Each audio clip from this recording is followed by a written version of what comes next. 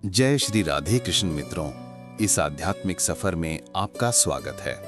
हे कृष्ण, जो भी भक्त आज इस पावन वाणी को सुन रहे हैं, उनके जीवन में आपकी अनंत कृपा बनी रहे और हर बाधा आसान हो जाए।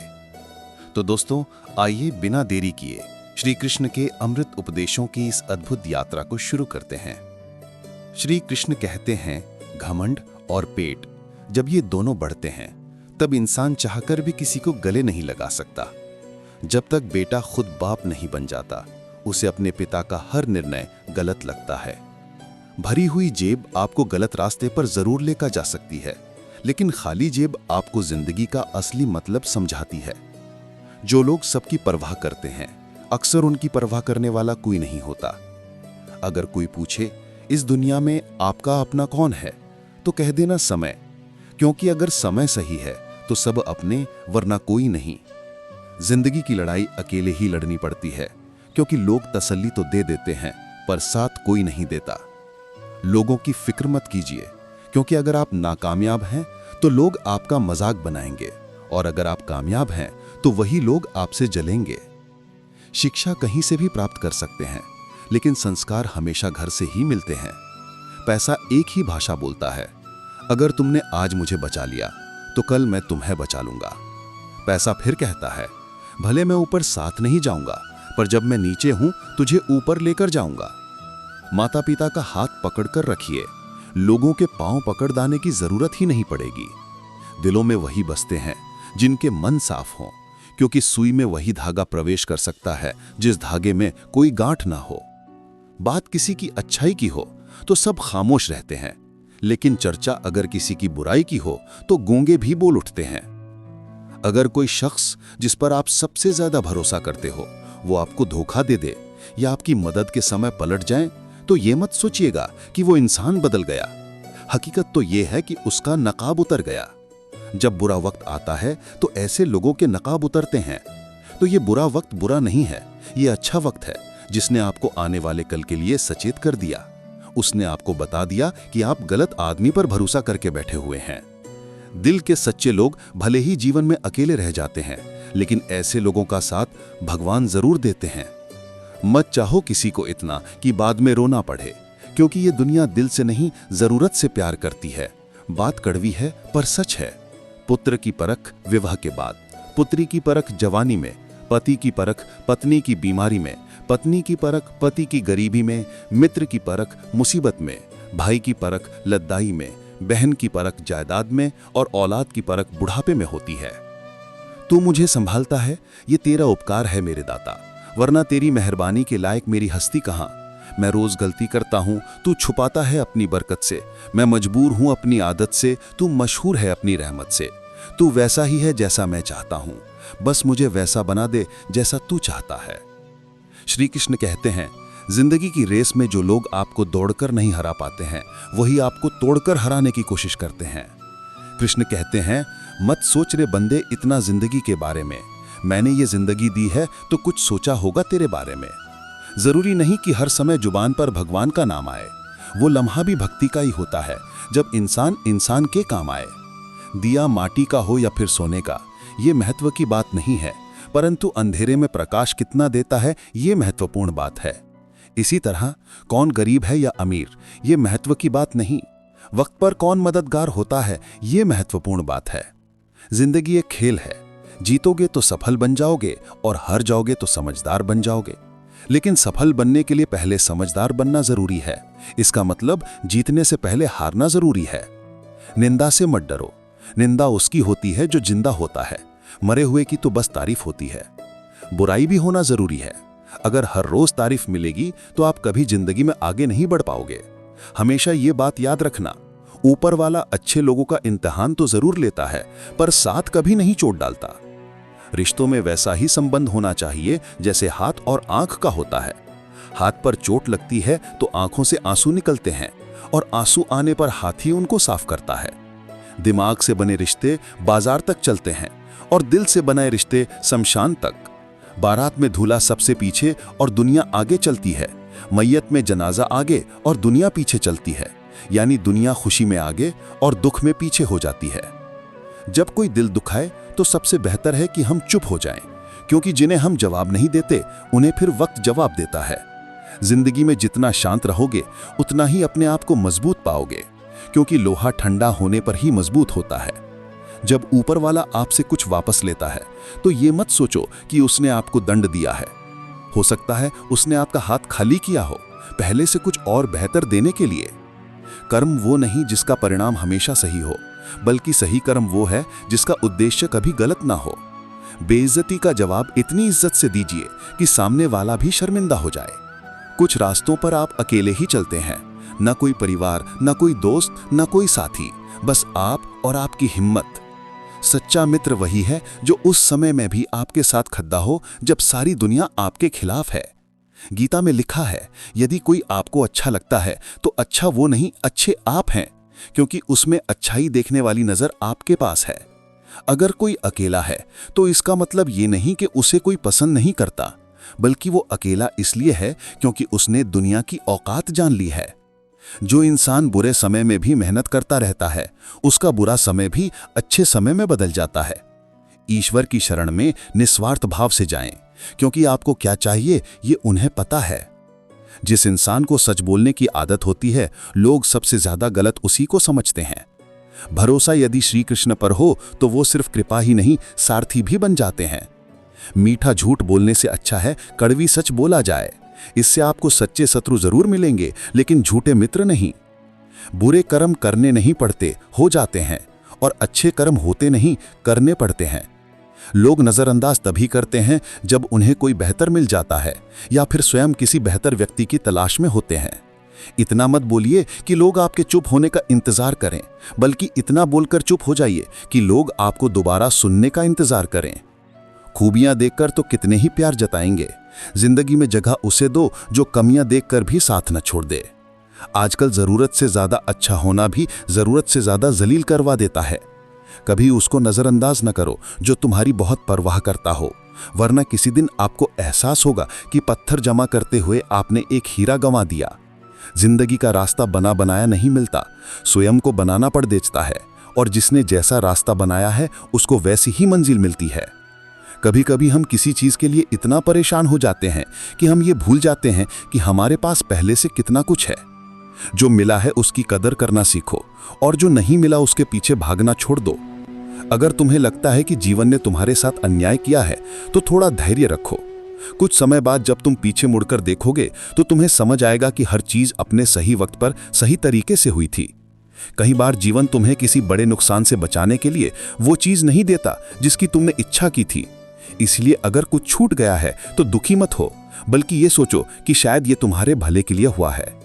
हम अक्सर ये सोचते हैं कि हमें जो चाहिए वही सबसे अच्छा है, लेकिन जीवन को हमसे ज्यादा पता होता है कि हमारे लिए क्या सही है।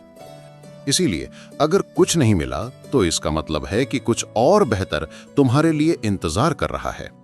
हर चीज जो जीवन में घटती है वो किसी न किसी कारण से होती है।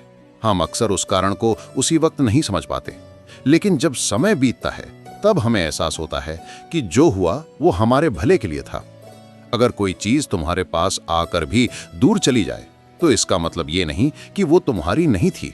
इसका मतलब ये हो सकता है कि वो तुम्हें किसी और रूप में, किसी और समय पर मिलने वाली है। जो तुम्हारे लिए लिखा गया है वो किसी भी हाल में तुम्हें मिलेगा, लेकिन तब जब तुम उसके लिए पूरी तरह तैयार हो जाओगे। जीवन पहले आपको योग्य बनाता है, फिर आपको वो चीज देता है जिसकी आपने इच्छा की थी। जो चीज अभी आपके पास नहीं है, हो सकता है वो आपको तब मिले जब आपको उसकी सबसे ज्यादा जरूरत हो। इसीलिए जीवन के फैसलों पर सवाल मत उठाओ, बस भरोसा रखो कि हर चीज सही वक्त पर आपके पास आएगी। कभी कभी आप जिस चीज को अपनी सबसे बड़ी असफलता समझते हो वही आपकी सबसे बड़ी सीख बन जाती है। जीवन में कुछ भी व्यर्थ नहीं जाता, हर अनुभव आपको आगे बढ़ाने के लिए तैयार करता है। बस खुद पर विश्वास रखिए। अगर आपने किसी चीज के लिए पूरी मेहनत कर ली और फिर भी वो आपको नहीं मिली, तो समझ लो कि वो आपके लिए बनी ही नहीं थी। जीवन हमेशा आपको वही देगा जो आपके विकास के लिए आवश्यक होता है। जो आपके जीवन में होना तय है वो किसी भी हाल में आपके पास आएगा, लेकिन जब तक वो नहीं आता तब तक खुद को उसके योग्य बनाओ। जीवन में कुछ भी संयोग से नहीं होता, हर चीज का अपना समय और कारण होता है। जीवन का हर मोड़ हमें किसी न किसी कारण से मिलता है। जो कुछ भी आपके लिए तय किया गया है वो अपने सही समय पर आपके पास आएगा। इसे पाने के लिए आपको केवल धैर्य और विश्वास रखना होगा। श्री कृष्ण कहते हैं, जब जीवन के मार्ग पर अंधकार छा जाए, जब बाहर के सभी सहारे साथ छोड़ दें, तब मनुष्य यदि मेरे स्मरण में लग जाए तो वो अपने भीतर ऐसा प्रकाश पा जाता है जो संसार की किसी शक्ति से दबाया नहीं जा सकता। जब हम जीवन में किसी संकट से गुजरते हैं, जैसे किसी अपने का पिछुड़ जाना, असफलता का सामना करना, बीमारी या धन की कमी, तब ऐसा लगता है मानो हर दिशा से रास्ते बंद हो गए हों। हम सोचते हैं कि अब क्या करें, किसका सहारा लें। ऐसे समय में अक्सर इंसान बाहरी सहायता ढूंढता है, किंतु उसे ये समझ नहीं आता कि असली शक्ति तो उसके भीतर है और वो शक्ति जागती है भगवान के स्मरण से। जब मनुष्य भगवान का स्मरण करता है, चाहे वो श्री कृष्ण हो, राम हो, शिव हो या कोई भी स्वरूप, तो उसका मन एक गहरे शांत स्रोत से जुड़ जाता है। श्रीमद् भगवत गीता में श्री कृष्ण ने कहा है, जो मनुष्य निरंतर मेरा चिंतन करते हैं उनकी आवश्यकताओं की पूर्ति मैं स्वयं करता हूं। ये केवल शब्द नहीं है, ये जीवन का गढ़ रहस्य है। संकट में जब हम भगवान को पुकारते हैं, वो सुनते हैं, लेकिन उससे पहले हमारा हृदय हल्का होता है, हमारी घबराहट कम होती है। जिस मानसिक तनाव में हम फंसे होते हैं वो छूटने लगता है। ये ठीक वैसा है जैसे कोई बच्चा अंधेरे में डर जाए और तुरंत अपनी माँ को पुकारे। माँ उसके डर को खत्म तो नहीं करती, लेकिन उसकी उपस्थिति ही बच्चे को सुकून देती है। वैसे ही भगवान का स्मरण एक भावनात्मक सुरक्षा बन जाता है, जिससे डर धीरे धीरे पिघलने लगता है। जब हम भगवान का नाम लेते हैं, तब हमारे भीतर की ऊर्जा, जिसे हम मानसिक शक्ति कहते हैं, जागने लगती है। हम डरने के बजाय साहसी हो जाते हैं, हम हार मानने के बजाय समाधान ढूंढने लगते हैं। हमारी सोच सकारात्मक हो जाती है, क्योंकि हम जानते हैं कि कोई तो है जो हमें देख रहा है।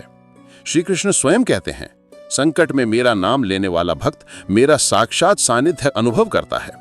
ये अनुभव बाहरी दुनिया को दिखाई नहीं देता, पर वो मनुष्य को भीतर से एक नया जीवन दे देता है।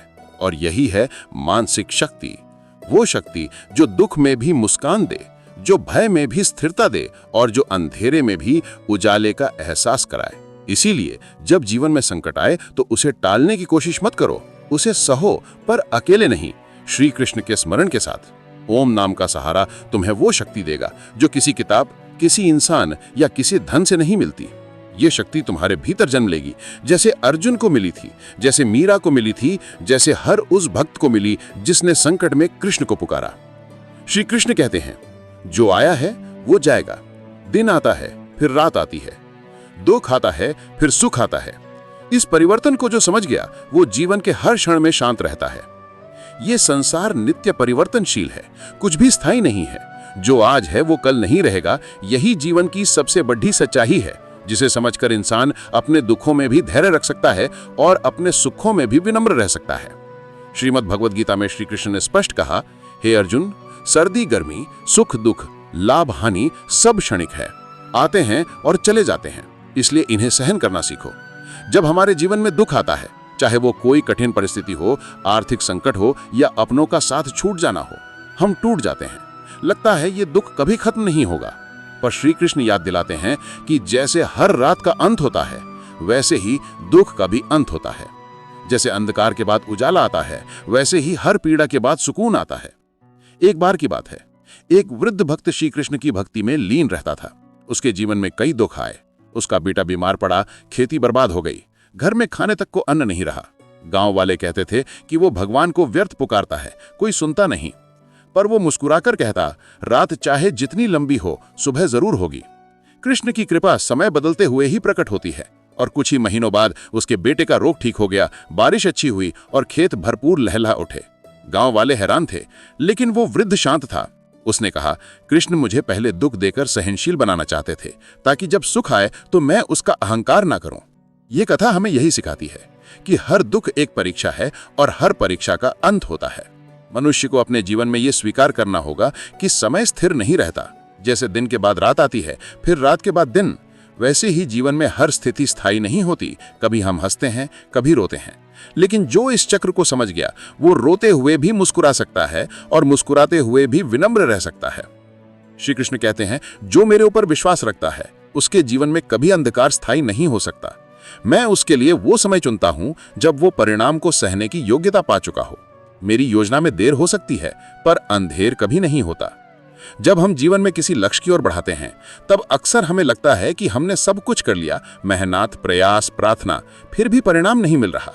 हम इंतजार करते हैं, लेकिन समय जैसे थम सा जाता है। लगने लगता है कि कहीं भगवान हमें भूल तो नहीं गए, क्या हमारी पुकार उनके कानों तक पहुंच भी रही है या नहीं। लेकिन वहीं पर श्री कृष्ण का ये गढ़ संदेश हमारे जीवन को दिशा देता है। देर हो सकती है, पर अंधेर नहीं। जरा सोचिए, अगर बीज बोते ही फसल उग जाए तो क्या वो मजबूत होगी? नहीं, उसे धरती की गहराइयों में रहना होता है, अंधकार सहना होता है, पानी और धूप की प्रतीक्षा करनी होती है, और जब समय आता है तब वो अंकुरित होता है, पनपता है और फिर विशाल पेड़ बनता है। ईश्वर का कार्य भी कुछ ऐसा ही है। वे हमें तुरंत फल नहीं देते, क्योंकि वो फल हमारी आत्मा को मजबूत बनाने के बाद ही दिया जाना चाहिए। जीवन में कई बार हमारी इच्छाएं तुरंत पूरी नहीं होती। एक परीक्षा देने के बाद, एक अवसर के लिए तैयारी करने के बाद, कोई स्वप्न देखने के बाद जब देर होती है तो हम टूटने लगते हैं।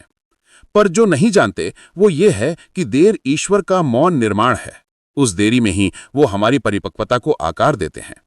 जैसे मिट्टी के दीपक को पकने में समय लगता है, वैसे ही हमारे कर्मों का फल भी पक कर ही हमारे जीवन में आता है।